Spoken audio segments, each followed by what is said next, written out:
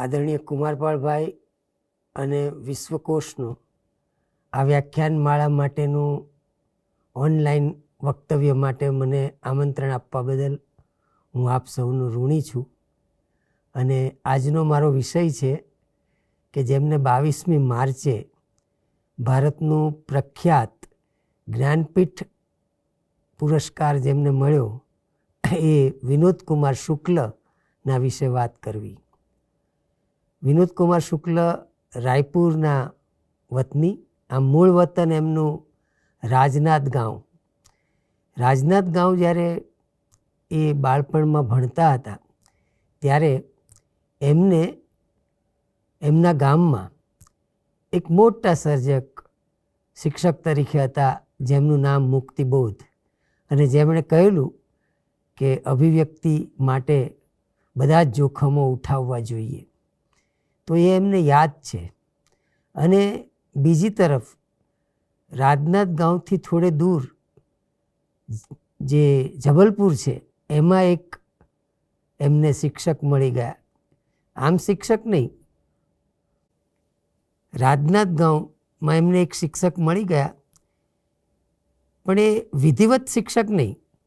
ખરેખર તો ત્યાં વિનોદકુમાર શુક્લ નોકરી કરતા હતા અને સાયકલ લઈને એમને મળવા જાય એ લેખક એટલે આપણા હરિશંકર પરસાઈ.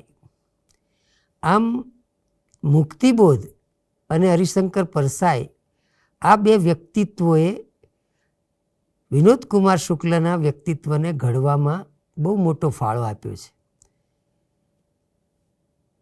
મુક્તિબોધ પાસેથી એ ફેન્ટસીથી કઈ રીતે આધુનિક સંવેદનને વ્યક્ત કરી શકાય એ શીખ્યા. તો હરિશંકર પરસાઈ પાસેથી એ વ્યંગ ને ધાર કાઢવાનું શીખ્યા. અને આમ આ બંને તાલીમ એમને ઉપયોગી નીવડી. શરૂઆત તો એમણે કવિતાથી કરી અને આજે પણ એ કવિતાઓ ખૂબ લખે છે. એમનો જન્મ 1937ની 1 જાન્યુઆરીએ. મિત્રો, આજે 88 વર્ષના આ લેખક સક્રિય છે. એ આનંદની ઘટના છે. અને થોડો વખત પહેલાં એમને જ્યારે એક બહુ મોટું ઇનામ 41 લાખ રૂપિયાનું પેન નાબાકોવ પુરસ્કાર મળેલો, ત્યારે મેં એની પરબના સંપાદકીયમાં નોંધ લીધી હતી. અને એવી જ રીતે ગીતાંજલિ શ્રીને બુકર પારિતોષિક મળ્યું, ત્યારે એ બુકર પારિતોષિક મેળવનાર લેખિકાની સાથે મેં તુલના કરતાં લખેલું કે આ શૈલીના મોટા લેખક વિનોદકુમાર છે. આ વિનોદકુમાર શુક્લ એક અરૂઢ શૈલીના લેખક છે. એ આપણે જોઈશું. પણ મેં જેમ આપને કહ્યું એમ કે એમણે શરૂઆત તો કરી હતી કવિતાથી. લગભગ જય હિન્દ નામનો એમનો પહેલો કાવ્ય સંગ્રહ, અને હમણાં જ 24માં એમણે કેવલ જડે હે નામનો એક કાવ્ય સંગ્રહ આપ્યો છે. આ બે કાવ્ય સંગ્રહોની વચ્ચે એમણે ખૂબ કામ કર્યું છે. એમના કાવ્ય સંગ્રહોના શીર્ષકો ખૂબ અટપટા છે. એ જ રીતે એમની નવલકથાના શીર્ષકો પણ અટપટા છે. કહો કે લેખક ખુદ જ અટપટો લેખક છે. અને એ 2-3 રીતે બહુ જ મહત્ત્વના ભારતીય લેખક હું એમને માનું છું. કારણ કે એ જ્યારે લખે છે 75ની આસપાસ, ત્યારે ભારતમાં એક આધુનિકતાનો ગાળો છે. એમાં આધુનિકતાના લક્ષણો તો છે જ વિનોદકુમારમાં, પણ તદુપરાંત એક ભારતીય આધુનિકતાની ખોળ કે શોધ કરી રહ્યા હોય એવા લેખક મને વિનોદકુમાર લાગ્યા છે. આપ જુઓ કે લાભશંકર ઠાકર આપણા લેખક, એમણે માણસની વાત લખી અને એમાં લખ્યું કે માણસ રોલિંગ શટર થઈ ગયો છું હું. આ રોલિંગ શટર થઈ ગયેલો ગતાનુગતિક યાંત્રિક જે કાફકાએ જંતુ બનાવ્યો માણસને. અભાવો જંતુ બનાવે છે, પરંતુ એ અભાવોની વચ્ચે પણ જીવી શકાય છે. એ જે ભારતીય બોધ છે એ મને વિનોદકુમાર શુક્લમાં જોવા મળ્યો છે. અને કઈ રીતે જોવા મળ્યો છે એ આજે હું આપ સૌને બતાવવા માંગુ છું. એમના કાવ્ય સંગ્રહમાં આ વાત છે, સામાન્યતાનું ગૌરવ. સામાન્ય જે છે એ કેટલા અસામાન્ય છે.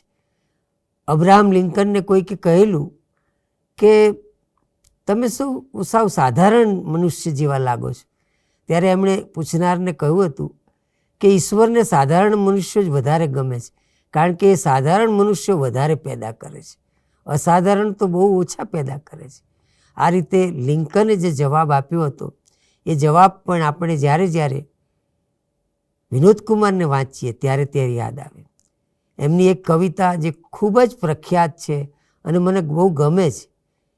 એક આદમી હતાશા સે बैठ गया था, मैं उसके पास गया, मैं उसे पहचानता नहीं था, मैं हताशा को जानता था.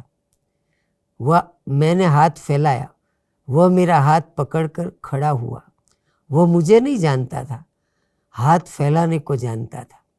हम दोनों साथ साथ चले, हम एक दूसरे को नहीं जानते थे, साथ चलने को जानते थे. આ જો કવિતા તમે જુઓ કેવા સાધારણ વાક્યોમાં ચાલે છે અને છતાં પણ કેટલી માર્મિક કવિતા છે કે મનુષ્યની ઓળખ તો તમે એનો હાથ પકડો એમાં છે. નામ, કામ, ધર્મ, ભાષા કશાયની જરૂર નથી. તો આ પ્રકારની એક નવી રીતે વાત મૂકવાની શૈલી એમણે વિકસાવી છે. એમની કવિતાઓમાં જે આ તિર્યકતા નજર પડે છે એવી જ એમના કથા સાહિત્યમાં. અને એક ચિરંતન શિશુ એમના કાવ્યમાં જાણે કે હોય, એક બાળક સહજ મુગ્ધતા અને છતાં એક ઋષિ જેવી સંપ્રજ્ઞતા. આ બંનેનો મેળ પાડવો મિત્રો મુશ્કેલ છે, પણ એમનું સાહિત્ય વાંચતા આપણને આ અનુભવ થાય. એમણે જ્યારે હું જોઉં છું કે નિવૃત્ત થયા પછી પણ એમણે બાળ સાહિત્યની એક સરસ સંસ્થા ચાલે છે, એક તારા, એમાં લખ્યું છે પેડ પર કમરા દાખલા તરીકે. તો એક કલ્પનાનો લોક એમનો એવો અદ્ભુત છે કે કાવ્યોમાં, કથામાં એનો એક વિપુલ સંસાર આપણી સામે ખડો થાય છે. એટલે આવા લેખકને પુરસ્કાર મળે ત્યારે આપણે સૌ એક ઉલ્લાસ અનુભવીએ, કારણ કે સર્જકતાનું આ જે બહુમાન છે એ ઘણું મોટું બહુમાન છે. અને એમને જ્યારે પહેલી વાર પુરસ્કાર એક મળેલો ત્યારે પણ એમને આખી રાત ઊંઘ નહોતી આવી. એટલે એમના પત્નીએ એમને કહ્યું કે તમે કાલ આખી રાત સૂતા નથી? તો એમણે કહ્યું કે મને 2 લાખ રૂપિયા નિરાલા ફાઉન્ડેશનનો પુરસ્કાર મળ્યો છે એ જમાનામાં. તો એમણે કહ્યું કે તો પુરસ્કાર ના મળવા જોઈએ, કારણ કે ઊંઘ છીનવાઈ જાય એ પુરસ્કાર શું કામનો? આ કેટલી મોટી વાત હતી. તો આ દંપતીને આપણે મળીએ, વાંચીએ ત્યારે ખબર પડે કે એમના બાળકો, એમના મિત્રો, એમની મુલાકાતોમાંથી હું પસાર થયો છું. એમણે 3 જ નવલકથા લખી છે મિત્રો. તો પણ એ 3ય નવલકથાઓ એટલી અદ્ભુત છે કે જેની વાત કરવી આપણને ગમે. મેં તમને કહ્યું એમ કે એ કાવ્ય લખે કે કથા લખે. કાવ્યમાં કથા લઈ આવે છે, એમની કાવ્યમાં એક કથા હોય, અને કથામાં એક કાવ્ય લઈ આવે છે. આમ કથા અને કાવ્યની સરહદો એમણે તોડી નાખી છે. એ અર્થમાં આપણને સુરેશભાઈ યાદ આવી શકે. પણ મેં તમને કહું ને કે જેને આપણે લિરિકલ નોવેલ કહીએ, એ લિરિકલ નોવેલ કેવી હોય એનું તમને અહીંયા ઉદાહરણ મળશે. અને આપણે યાદ કરતા હતા લાભશંકરને અને કાફકાને. તો આ કાફકાએ જ્યારે મનુષ્યને જંતુ બનાવ્યો, અને એ જંતુ બનાવ્યા પછી એક આધુનિકતામાં વાત આવી કે મનુષ્ય જંતુ થઈ ગયો છે. પણ ના, મનુષ્ય એના અભાવો વચ્ચે પણ એ હજી ટક્યો છે. આ જે ભારતીય બોધ છે એ એમના સાહિત્યનું એક રહસ્ય છે. એમની જે એક પહેલી રચના 79માં એમને નવલકથા જે આપી આપણને, જેના ઉપરથી મણિકોલે બહુ જ સરસ ફિલ્મ બનાવી છે. મણિકોલ એક અરૂઢ શૈલીના ફિલ્મ મેકર છે. તો આ ફિલ્મ મેકર અને આ લેખક એમનું સંમિલન થાય છે નોકર કી કમીજ. નોકર કી કમીજ તમે જુઓ કે શીર્ષક જ કેટલું અદ્ભુત છે. હવે આ નોકર કી કમીજમાં શું છે એવું કે બધાને ગમી? પહેલી જ રચના હતી અને એ રચનામાં એક કારકુન કેન્દ્રમાં છે. કારકુનને કેન્દ્રમાં મૂકવો અને આખી નવલકથા લખવી, અને એમને જે 3 નવલકથા લખી છે એ જાણે એક નવલકથા હોય એમ ચાલે છે, અને 3ય નવલકથાઓ અદ્ભુત બની છે.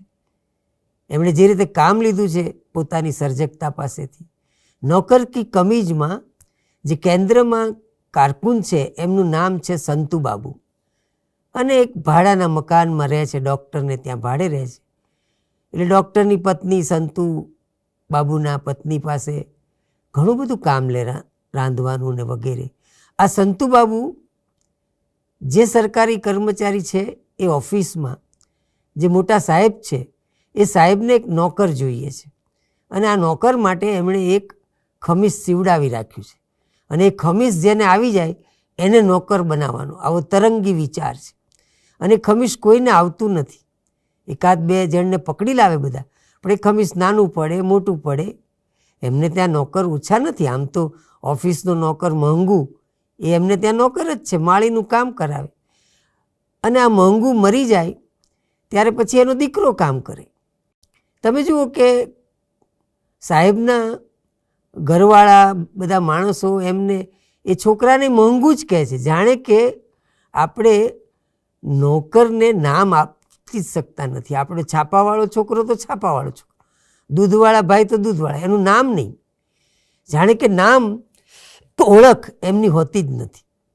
અને બને છે એવું એક દિવસ કે આ સંતુબાબુને એ શર્ટ આવી રહે છે, એટલે પેલા સાહેબ કહે છે કે તમે અમારા ઘેર કામ કરો, ઓફિસમાં કામ કરવાની જરૂર નથી. અને સંતુબાબુને આ ગમતું નથી, પણ નોકરી ચાલી જવાની ચિંતા, ભાડાનું મકાન, સાથે માં રહે છે, અને મકાનમાં વરસાદ આવે તો ચૂવો પડે, પણ ચૂવો પડે તો એ ગભરાતા નથી, ખાટલો બીજી જગ્યાએ મૂકી દેવાનો. આમ એક અભાવો વચ્ચે રોડવે છે એવું એક નાનકડું કુટુંબ છે. રોજ સવારે સંતુબાબુ બહાર જાય ત્યારે એમને ઘર યાદ આવે, અને એ કહે છે કે ઘેર વારંવાર આવવાનું ગમે છે, પહેલું જ વાક્ય આ છે, પણ ઘર આવવાનું ગમે એટલા માટે ઘેરથી બહાર જવું જરૂરી છે, તો ઘર શું છે એ ખબર પડે. આમ આવા માર્મિક વાક્યો એમની નવલકથાઓમાં મેં સતત એક ફિલસૂફી જોઈ છે, અને ફિલસૂફીના મૂળિયા આપણા ભારતીય જીવનમાં પડેલા છે.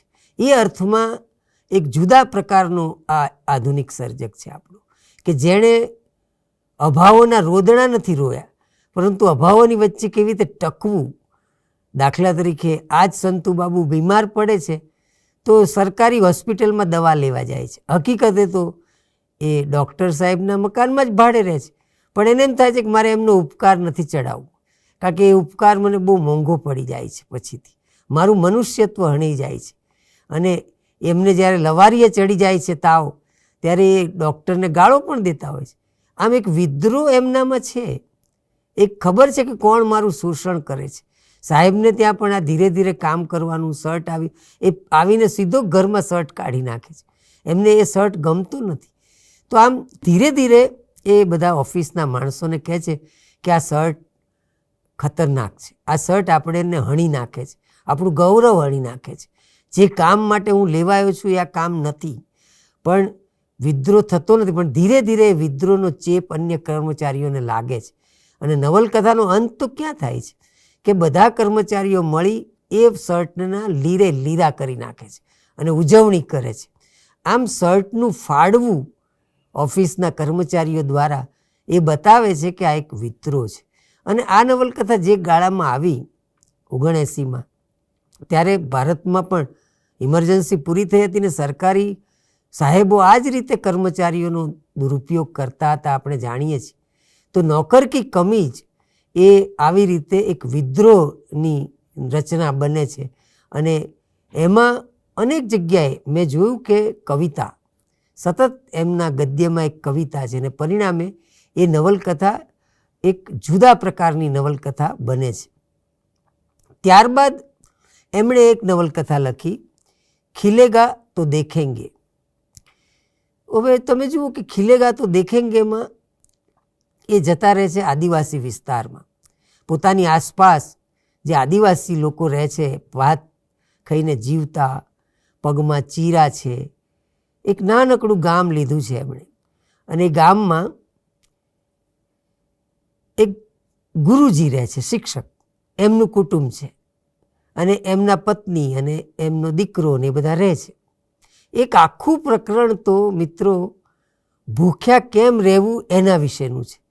જ્યારે દીકરો પૂછે છે કે ખાવાનું નથી, ત્યારે એ કહે છે કે આપણે અહીં જન્મ્યા છીએ, આપણે ભૂખ્યા રહેતા પણ શીખવું પડશે. તો આમ એ ગુરુજીનું શિક્ષા, જુઓ તમે, શિક્ષક છે પણ એ શું શીખવી રહ્યા છે. અને ગામમાં છાપરું ઉડી જવાથી નવલકથા શરૂ થાય છે. નોકર કી કમીજમાં છાપરામાંથી ચૂવો પડે છે, ત્યાં પણ દંપતી છે, અહીં પણ દંપતી છે, અને એમની ત્રીજી નવલકથામાં પણ દંપતી છે. આમ એક ઘર અને ઘરની સમૃદ્ધિ, ઘરની હૂંફ, એ ઉડી જાય છાપરું તો પણ ઘર નથી ઉડી જતું, છાપરું ઉડી જાય છે.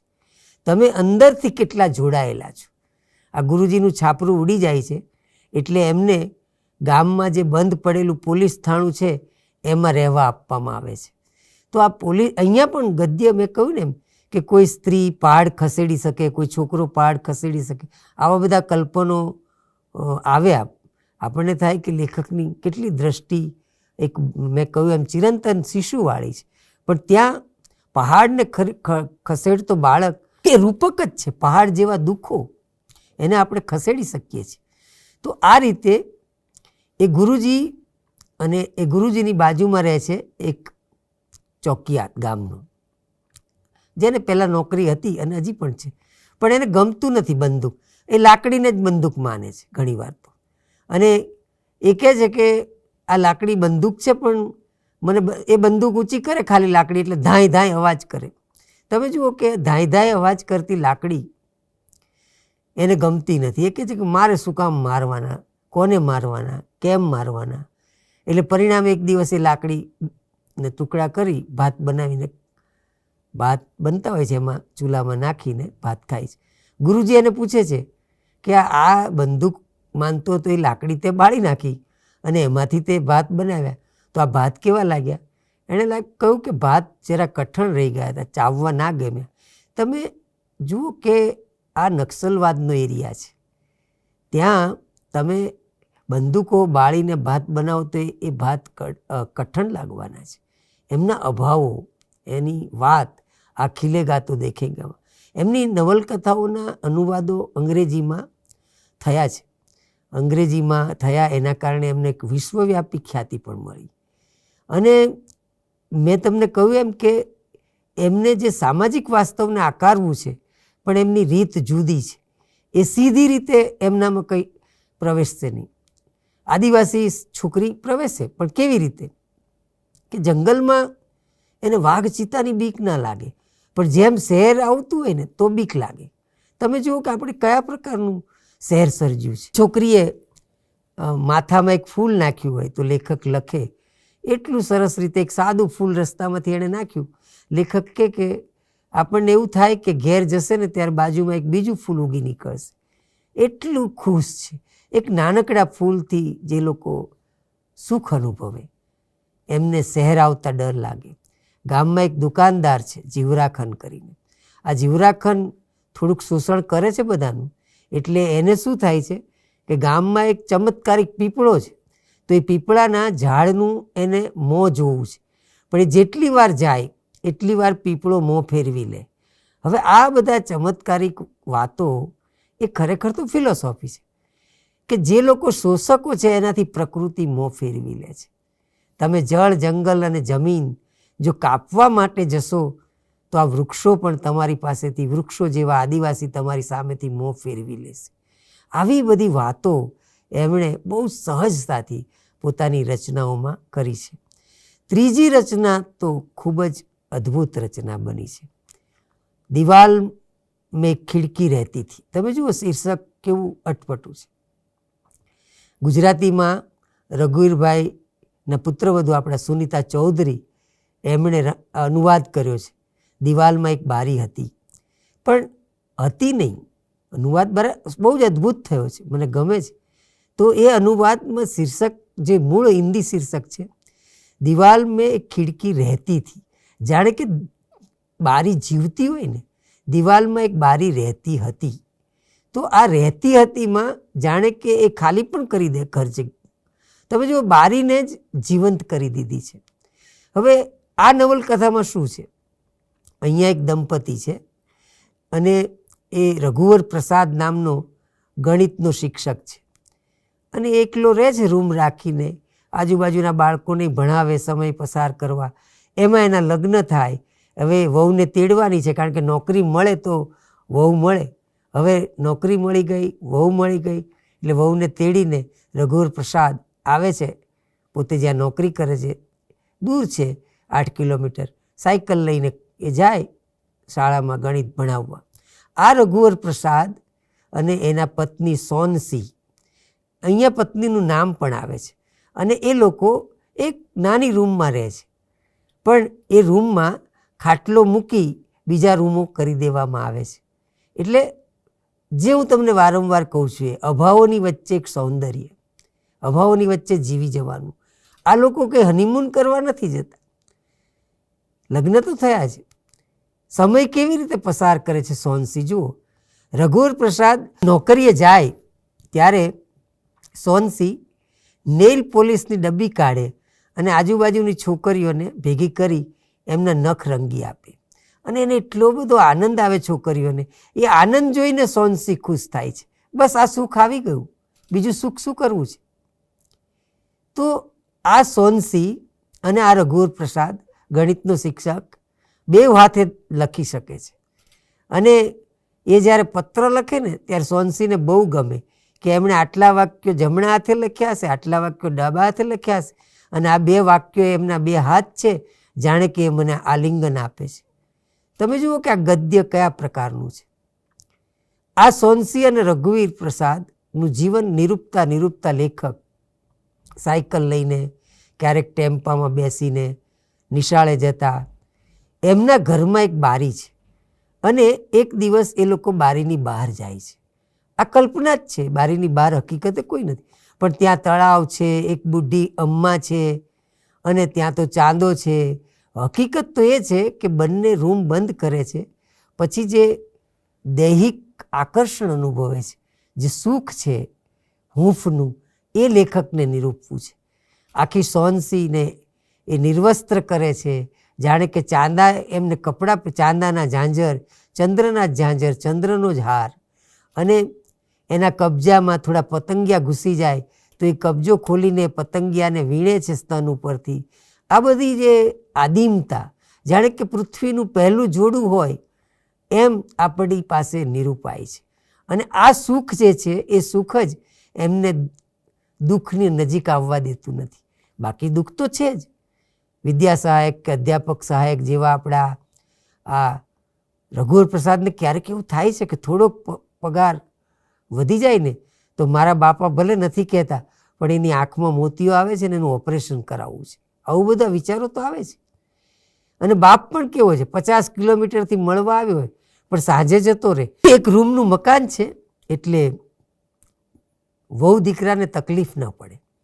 અને સાસુ પણ કેવા કે જ્યારે એના સસરા આવે તો સાથે થોડા થેપલાને એવું મોકલે છે, જેથી વહુએ ઓછું રાંધવું પડે. સાસુ એકવાર આવે છે તો સોનસી સાથે વાત કરતા હોય પુત્રવધુ સાથે, તો છોકરી, પોતાની એક છોકરી છે મરી ગઈ છે, એનું નામ બોલી જાય છે. તો એમને બહુ ગમે છે સોનસીને કે મારી સાસુ તો મારી મા જેવી છે, મારા સસરામાં એને મારા બાપ દેખાય છે. એ જ્યારે પિયર જાય છે ત્યારે રઘુવર પ્રસાદને એકલું એકલું લાગે. એમને થાય કે જાણે કે બસ સોનસીને ખેંચીને લઈ ગઈ હોય, અને સોનસી પણ ત્યાં જઈને એમને યાદ કરે. અરસપરસ પત્રો નથી લખાતા, પણ જે સ્મૃતિઓ લખાઈ છે કે અત્યારે રઘુવર પ્રસાદ શું કરતા હશે, અત્યારે સોનસી શું કરતી હશે. સોનસીને યાદ આવે, પિયરના ઝાડ યાદ આવે, સોનસીને પોતે જે ઘરે રહેતા હતા એ યાદ આવે. એમના ઘર પાસે નાનકડી ચાલી જેવું ઘર, એમાં જાત જાતના બધા ખોપરીઓ રહે છે. એક છોકરો તો ઝાડ ઉપર જ રહે, બાપથી એટલો બધો ડરે, બીડી પીવાનો શોખીન થઈ ગયેલો, તો ઉપર જ રહે. તો સોનસીને રાત પડે ને એની ચિંતા થાય, એને જમવાનું આપી આવે, રઘુવર પ્રસાદ એને બીડી છોડાવે છે. તો આ લોકો કેવા છે કે દરેકમાંથી સુખ શોધવાનું. સુખના કણ વીણવા પડે છે. દુઃખનો ઢગલો હોય, સુખનો ઢગલો ના હોય. સુખ તમને શોધતા આવડે તો બધી જગ્યાએ પડ્યું છે, અને નહીં દેખતા આવડે તો નહીં આવે. એટલે એકવાર તો આ રઘુવર પ્રસાદને એક સાહેબને થાય છે કે આ રઘુવર પ્રસાદ બહુ જ બારી કરે છે ને, લાવો ને એમની બારી જોવા જવું. તો એ તો બારી જોવા આવે તો એમને તો બહાર જાજરું દેખાય, કચરો દેખાય, ઉકરડો દેખાય, પણ પેલું સુખ ન દેખાય જે રઘુવર પ્રસાદને સોનસીને દેખાતું. જાણે કે લેખક આપણને કહેવા માગે છે કે સુખને જોવાની નજર હોવી જોઈએ. જો એ નજર તમારી પાસે હશે તો તમને દેખાશે, જો નજર નહીં હોય તો તમારે સુખના કણ વીણવા પડે. આ નર્મદનું વાક્ય છે, પણ એ આ નવલકથા વાંચતા મને બહુ જ યાદ આવ્યું. અને એક સુમાખરની ચોપડી, સ્મોલ ઇઝ બ્યુટીફુલ, નાનામાંથી કેવી રીતે મોટું સુખ શોધવું, સ્મોલ ઇઝ બ્યુટીફુલ. તો આ સ્મોલ ફેમિલી છે, અને એમાં જેમાં બારીવાળી ઘટના છે, જે એમની આદિમતા છે, દૈહિક સુખ છે. આ સુખ જીવનનું કેવું સુખ છે, એકબીજાની હૂંફનું સુખ કે જે બધા અભાવોને ટાળી દે છે.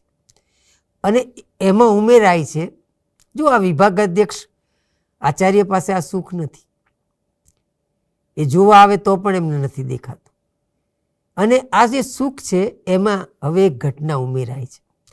એક દિવસ રઘુવર પ્રસાદ જતા હોય છે નિશાળે સાયકલ લઈને, અને એક હાથી લઈને સાધુ જતો હોય છે. આ સાધુ હાથીની અંબાડી ઉપરથી નીચે ઉતરે છે, અને ઉતરીને બીડી પીવા કે તમાકુ ખાવા જાય છે, અને એમાં એમની સાથે ઓળખાણ થાય છે. તો હવે આ હાથી એકવાર હાથીની સવારી કરાવે છે. રઘુવર પ્રસાદનો નાનો ભાઈ આવ્યો છે છોટું, તો એને બેસાડે છે, સોનસીને બેસાડે છે. રઘુવર પ્રસાદ સાથે આ સાધુની દોસ્તી થઈ ગઈ. તો એ તો હવે ટેમ્પો કે સાયકલના બદલે ઘણીવાર હાથી ઉપર નિશાળે જવા માંડ્યા. મજા આવી એમને. જો અહીંયા પણ હું એ જોઉં છું કે આ કોઈ બ્રાન્ડ નથી. આજના જમાનામાં હાથી કેવી રીતે ચાલે? એ હાથી ઉપર બેસે એટલે એમને વિચાર આવે કે જૂના જમાનામાં રાજાઓ હાથી પર બેસતા હતા. પણ આપણે તો નાના માણસ, તો હાથી પર બેસીને 5 રૂપિયાની કોથમીર લેવા જવાય, 500 બટેટા લેવા જવાય, સાયકલને પંચર પડે પણ હાથીને પડે. તો આ જે તરંગો છે, આપણા તરંગી આ શિક્ષકને એટલા બધા તરંગો આવે. અને એક દિવસ પેલો સાધુ તો અલગારી છે, એ કહે છે કે જો હું આ હાથી તમારા ત્યાં મૂકીને જતો રહીશ, અને રઘુવર પ્રસાદ ખડખડાટ હશે કે અમે જ માંડ રહીએ છીએ તો હાથીનું શું કરીશું? કારણ કે થોડા દિવસ પહેલાં એક પોપટ તો એમના પડોશીને સાધુએ આપેલો. એટલે બે પતિ પત્ની ચિંતા કરે કે જો આ હાથી મૂકીને જતા રહેશે તો આપણે શું કરીશું? અને રઘુવર પ્રસાદના આચાર્ય કહે છે કે તો કેસ થાય, હાથી કોઈને ચગદી નાખે, હાથી ગાંડો થાય, અને એમ ગભરાવે છે. પણ રઘુવર પ્રસાદ તો કહે છે કે જોઈ લઈશું જે થાય તે. પણ બને છે એવું કે એક દિવસ હકીકતે હાથી મૂકી અને સાધુ તો જતા રહે છે. હવે શું કરવું?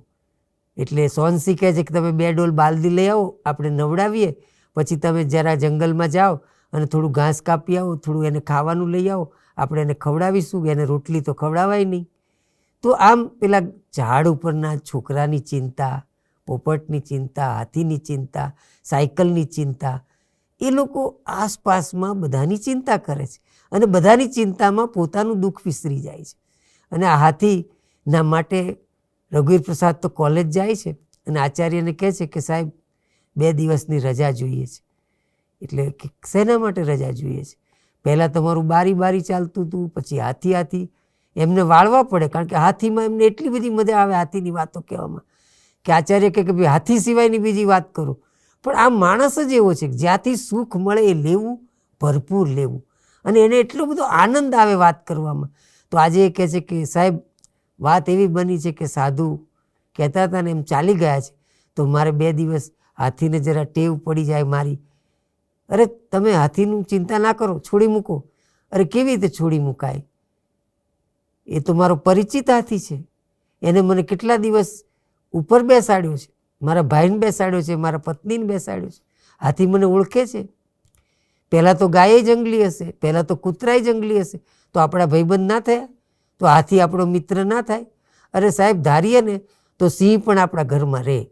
આમ રઘુવર પ્રસાદ આવો આનંદી જીવ છે, દરેકમાંથી આનંદ ખોળે છે અને ખરેખર જ એ હાથીને એ સાચવે છે અને પછી જંગલ ખાતાને જાણ કરે છે અને જંગલ ખાતાવાળા આવીને થોડા વખત પછી હાથીને લઈ જાય છે.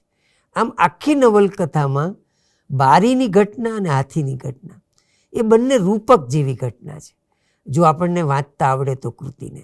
અને એ બંને ઘટનાઓમાંથી એક કાલ્પનિક જગત અને જેને આપણે કહીએ ને કે હાજર સો હથિયાર, એમાંથી કેવી રીતે રસ્તાઓ કાઢવા અને જીવનને કેવી રીતે, જે આધુનિકતાએ આપણને શીખવ્યું કે મનુષ્ય એકલો પડી ગયો છે, મનુષ્ય રોલિંગ શટર થઈ ગયો છે, હવે આપણે જંતુ બની ગયા છીએ, એ વાતમાં વિનોદકુમાર શુક્લને રસ નથી પડતો. વિનોદકુમાર શુક્લ એમ કહે છે કે હું જ્યાં જીવું છું રાયપુર અને આસપાસમાં, ત્યાં બધા માણસો કેટલા અભાવમાં જીવે છે અને છતાં પણ મા દીકરો દીકરા બધા ખુશ હોય છે, એકબીજાના હૂંફથી જીવી કાઢે છે જીવન. તો આ જીવન એ ભારતીયતા છે અને એટલા માટે હું એમને ભારતીય આધુનિક લેખક કહું છું કે જેમણે આપણને, અને આવા લેખકનું સેલિબ્રેશન તમે જુઓ કે ખન્ના સાહેબે એમની ત્રણેય નવલકથાઓના અનુવાદ કર્યા અને એ અનુવાદો અંગ્રેજીમાં થયા, એના કારણે એમને નાબકો પુરસ્કાર મળ્યો અને એના કારણે એક વૈશ્વિક ખ્યાતિ મળી. ત્યારબાદ જ્ઞાનપીઠ મળ્યો. આ જે દીવારમાં એક ખિડકી રહેતી હતી એને ભારતીય સાહિત્ય અકાદમીનો પુરસ્કાર મળેલો.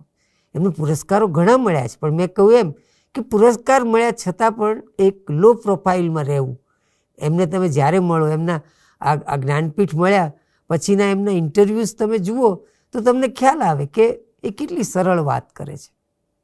કારણ કે એ માને છે કે સરળતા એ જ અઘરી વસ્તુ છે, સરળ થવું અઘરું છે અને સરળ જો થશો તો જીવન બહુ સરળ છે. એટલે જેને આ ફિલોસોફી આપણને કહેવી છે એવા આ લેખકની આ ત્રણ નવલકથાઓ હોવા છતાં એમણે એક વાર્તા સંગ્રહ લખ્યો છે મહાવિદ્યાલય, મેં તમને કહું એમ પેડ પર કમરા, અને હમણાં જ એમણે આપણને એક કેવલ જડે હે નામનો એક કાવ્ય સંગ્રહ આપ્યો છે. આ લેખકની આ બધી કૃતિઓને એક સાથે વાંચીએ તો એમાંથી જે મહત્ત્વના લક્ષણો બહાર આવે છે એ અભિવ્યક્તિનું નાવીન્ય. એમણે જાણીતી જ વાતો કરી છે, પણ રજૂઆત એમની એવી છે કે આપણે જાણે એક અચંબો અનુભવીએ. આપણને ઘણીવાર એવું એક ફાંકો હોય કે આપણે બધું સમજી જઈએ છીએ, પણ એવું નથી. સાદા વિધાનો એટલા સ્ફોટક છે એમનામાં કે એમને વાંચવા એક સ્વાધ્યાય છે. જો આપણે એમને વાંચીશું તો એક મોટા લેખકના પરિચયમાં આપણે મુકાઈશું.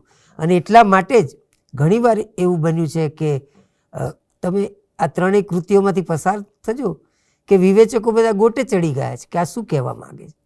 પણ હકીકતમાં આપણને દુર્બોધ સાહિત્યની જે ખોટી કૃતિઓના ચલણી સિક્કાઓ એવા ચાલ્યા કે જેના કારણે આપણે જે સંકુલતા છે એ પામતા નથી. અહીંયા તો લિરિકલ હોવા છતાં એ નોવેલ કેવી રીતે બને છે. એટલે મેં કહ્યું એમ આપણને સુરેશ જોશી એટલા માટે યાદ આવે કે એમનો એક નિબંધ છે, એ નિબંધ સુરેશભાઈએ અને આપણે સૌએ સર્વાકાને સાંભળવા જેવો હતો કે મધુમાલતીનું દુઃસ્વપ્ન.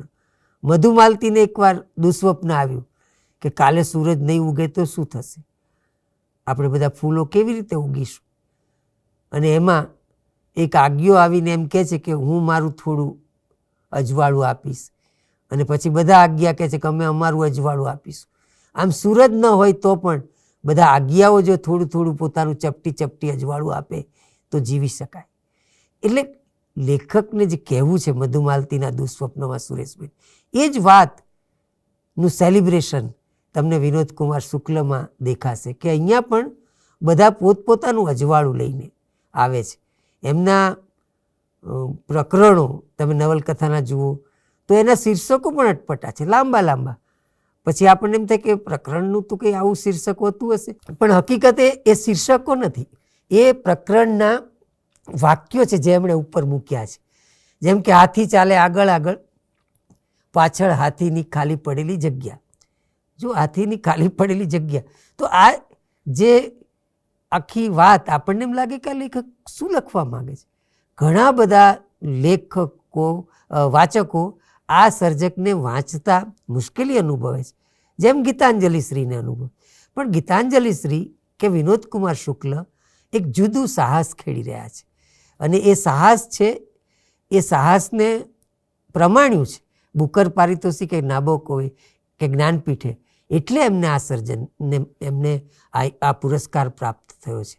તો આ ત્રણેય કૃતિઓમાં ની સામે જે સવાલો ઊભા થયા કેટલાક, દાખલા તરીકે એમને જ્ઞાનપીઠ મળ્યો ત્યારે અશોક બાજપાઈને બધા તો રાજી થયા, કારણ કે અશોક બાજપાઈએ તો લગભગ જય હિન્દ પહેલો સંગ્રહ એમણે પ્રગટ કરેલો, અને એક નવું પ્રકાશન શરૂ થતું હતું એના નિમિત્તે.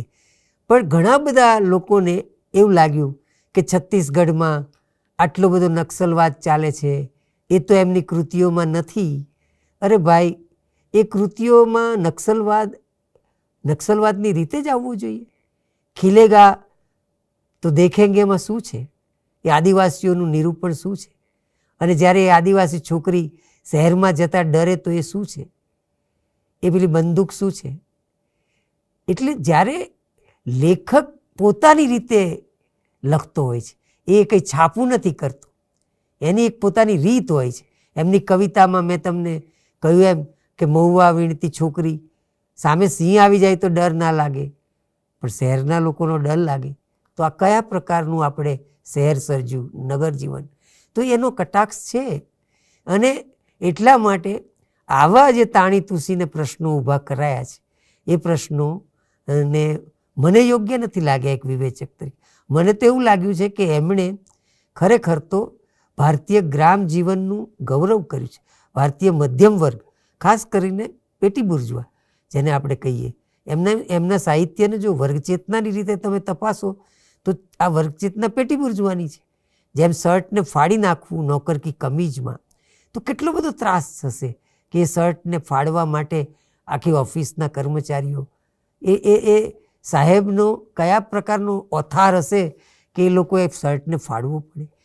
અને એમના માટે સરળ છે, સાહેબો માટે. સાહેબ આ બધા કર્મચારીઓને રાત્રે એકવાર ફરવા નીકળેલા સંતુબાબુ જુએ છે કે ચાલ ને હું જાઉં ઓફિસે, તો પહેલાં ઓફિસ જોવા જાય, તો ઓફિસમાં તો ઉંદરડા ફરતા હોય છે, કાણામાંથી જુએ તો જાણે કે એમને એવું લાગે છે કે દિવસે અમે નોકરી કરીએ ને રાત્રે ઉંદરડા કરે છે. તો આમ એક બાળક જીવે છે ને પછી સાહેબના ઘેર જાય તો બધા દારૂ પીતા હોય છે, એમાં પાછા ઓફિસના એક બે કર્મચારી એક ખરા, તો એને થાય છે કે સાહેબે આ દારૂ એ ગુલામ બનાવવા માટે પીવડાવે છે. આ દારૂ મિત્રતાનો દારૂ નથી, આ ગુલામીનો દારૂ. આ શું છે? શું આ વિદ્રોહની નિશાનીઓ નથી? લેખક આપણને શું કહેવા માંગે છે? તો એમની ત્રણેય કૃતિઓમાં મેં જોયું કે વિભાગ, દાખલા તરીકે તમે જુઓ દીવાર મેં ખિડકી રહેતી હતી, એમાં પેલો આચાર્ય છે એકવાર કહે છે, રઘુર પ્રસાદ આ સાયકલ લઈને શું આવો છો 8 કિલોમીટર, એના કરતાં સ્કૂટર ઉપર આવો, સ્કૂટર ઉપર. પણ એમને સ્કૂટર ઉપર નથી આવવું, એમને સામૂહિક ટેમ્પો ગમે છે. એટલે તમને જે બ્રાન્ડ સ્કૂટર આવી ગયું ને, ચેતકને એ વખતે આવી રહ્યું, તો એ બ્રાન્ડ કેવી રીતે તમને લોનોમાં ખેંચી જશે, એના કરતાં મારી સાયકલ, મારો ટેમ્પો, મારો હાથી શું ખોટો છે?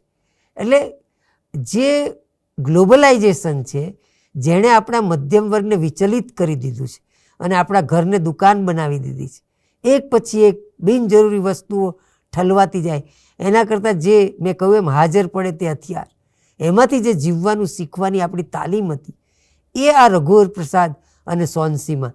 સોનસીના ઘરેણા કયા છે? ફૂલો. થોડાક ફૂલો લાવે રઘુવર પ્રસાદ એટલે ખુશ. ઘરેણા એટલે લાખ રૂપિયાના જ જોઈએ એવું કોણે કહ્યું? તો આ જે દંપતી દ્વારા એમણે મણિકોલે જ્યારે નોકર કી કમીજ બનાવી અને પછી એમણે આઈ શરૂ કરેલી, 96માં આવી આ રચના, દીવાર મેં ખિડકી રહેતી હતી, એની પણ એમને ફિલ્મ બનાવી હતી, પણ એ ન બનાવી શક્યા. બાકી એ ફિલ્મ પણ એ ઘૂંટાયેલી કૃતિ હતી.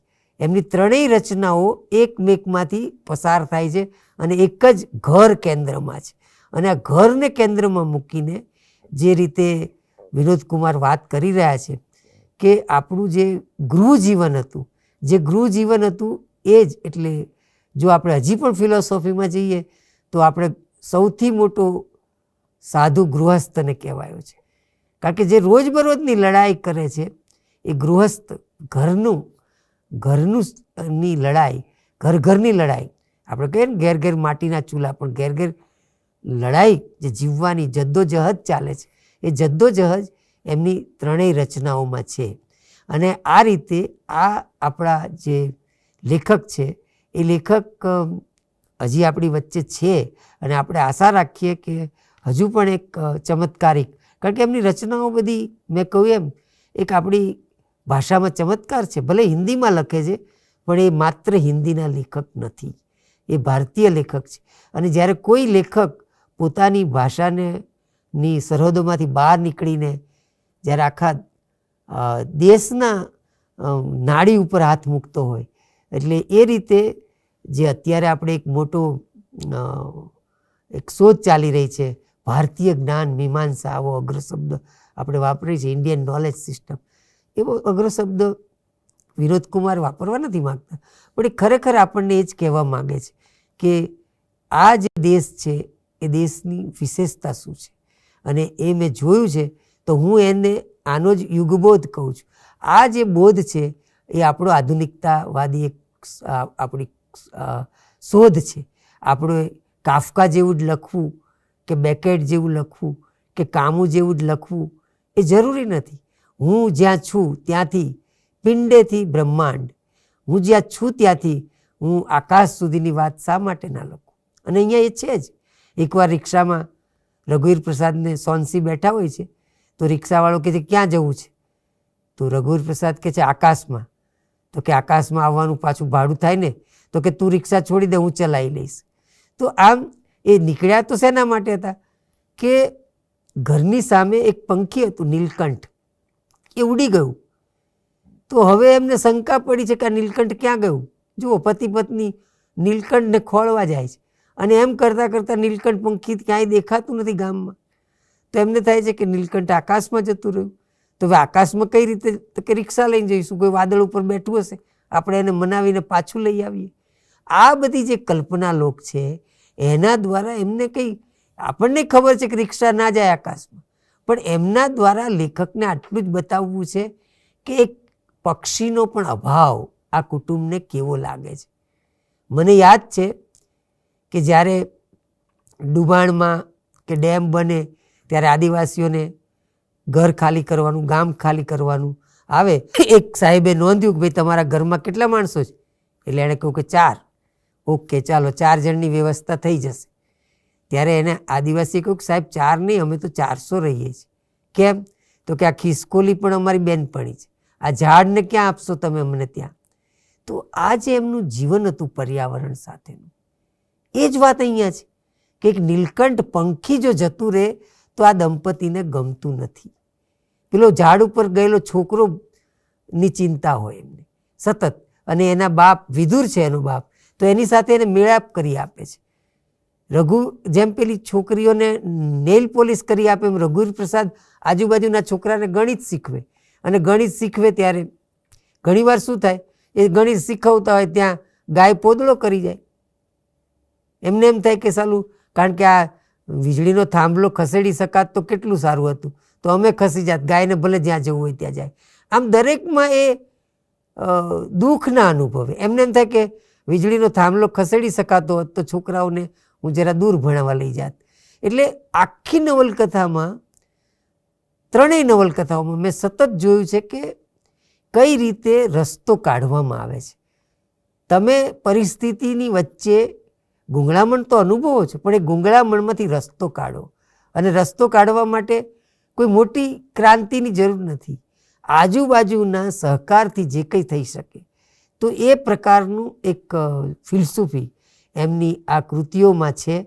હું આશા રાખું છું કે આ નિમિત્તે આપ સૌ આ કૃતિઓમાંથી પસાર થાઓ અને તમે ચોક્કસપણે, મને જેમ ગમી છે એમની કૃતિઓ, આપણા માટે સદભાગ્ય છે કે આ એમની એક કૃતિ ગુજરાતીમાં મળી છે અને એ પણ તમે વાંચી શકો. ભારતીય સાહિત્ય અકાદમીએ પ્રગટ કરી છે. અને હિન્દી તો આપણે સૌ વાંચતા જોઈએ છીએ. નૌકર કી કમીજ, ખિલેગા તો દેખેંગે અને દીવાર મેં ખિડકી રહેતી હતી. આ ત્રણેય નવલકથાઓ, 2 નવલકથા તો ખૂબ નાની છે એટલે તમે વાંચી શકશો. અને તમને આશ્ચર્ય થશે કે એક આવા ખૂણે બેઠેલા લેખક કઈ રીતે વૈશ્વિક બન્યા છે અને એમનું દર્શન આજે આપણને ઉપયોગી છે. એમણે આમ તો વિનોદ કુમાર શુક્લ પોતે જ વિવેચનને બહુ માનતા નથી. ઘણા લેખકો આવું રીતે હોય છે, કારણ કે એમને એમ છે કે મેં કૃતિ લખી પછી એને જે થાય તે ખરું, જેને ગમે તે ખરી. અને એ રીતે એમણે પણ એમની રચનાઓમાંથી પસાર થતાં એક વસ્તુ ચોક્કસ અનુભવાય છે કે એક વાક્યની ચેકભૂસ એમણે એવી કરી છે કે બધા વાક્યો વજનદાર છે. એક એની સરળતા છતાં ગૂઢ મર્મથી ભરેલા છે અને પરિણામે લખવા ખાતર લખાયેલા એ વાક્યો નથી. આ ગૂઢ અને મર્મી લેખકને આ નિમિત્તે મને લાગે છે કે આ જ્ઞાનપીઠ પુરસ્કાર મળ્યો એટલે એમનો એક વાચક વર્ગ વધવાનો છે. અને આવા લેખકનો વાચક વર્ગ વધશે તો સાહિત્યનું જે કૌશલ છે અને સાહિત્યનું જે દર્શન છે આ બંને વ્યાપક બનશે. અને હું ઈચ્છું છું કે આવા લેખકો ભારતમાં વધુ પ્રચલિત થાય, વધુ વંચાતા થાય તો આપણે આપણી આધુનિકતા શોધી શકીશું. અને ગ્લોબલાઇઝેશનના, વૈશ્વિકીકરણના દિવસોમાં આની બહુ જ જરૂર છે, કારણ કે આપણે આજે તો એવી જગ્યાએ આવી ગયા છે કે બ્રાન્ડ નેમ્સ વગર ચાલતું નથી. ઠંડા મતલબ કોકાકોલા છે, ઠંડાનો મતલબ શીતલ છે ભાઈ, અને આપણું માટલાનું પાણી પણ શીતલ છે. એના માટે જો તમે અત્યારે ખાલી જગ્યા પૂછો છોકરાઓને ઠંડા મતલબ ખાલી જગ્યા, તો મોટા ભાગના લખશે કોકાકોલા. તો આ જો જીવન હોય તો આ કોર્પોરેટ જીવન છે. અને આ કોર્પોરેટ જીવન 145 કરોડની પ્રજાને ગુમરાહ કરશે.